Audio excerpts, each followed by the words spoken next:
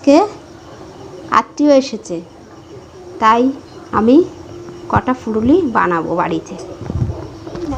আমার তেল গরম হয়ে গেছে, আমি পুরো দোকানের মতন ছোট ছোট করে ফুলুরি বাড়িতে বানাবো।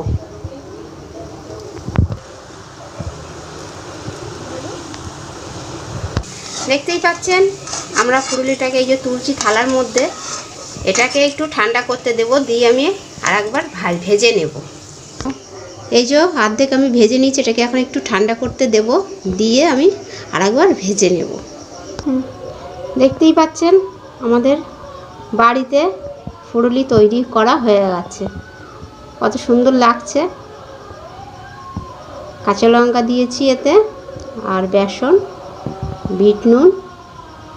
আপনারা চাইলে বাড়িতে এরকম করে ভেজে খেয়ে দেখতে পারেন। বাড়িতে লোকজন এসেছে, তাই এই যে মুড়ি পেঁয়াজি ভেজে এখন সবাই মিলে খাবো, সঙ্গে চা করব। ঠিক আছে, চাটাও টেস্ট হবে মনে হচ্ছে। ফুলুরি তৈরি করেছে, এই যে বাটির মধ্যে রেখেছি, যেহেতু বাড়িতে আত্মীয় এসেছে, ঘরে কিছু নেই, তাই জন্য ফুলুরিটা বানিয়েছি।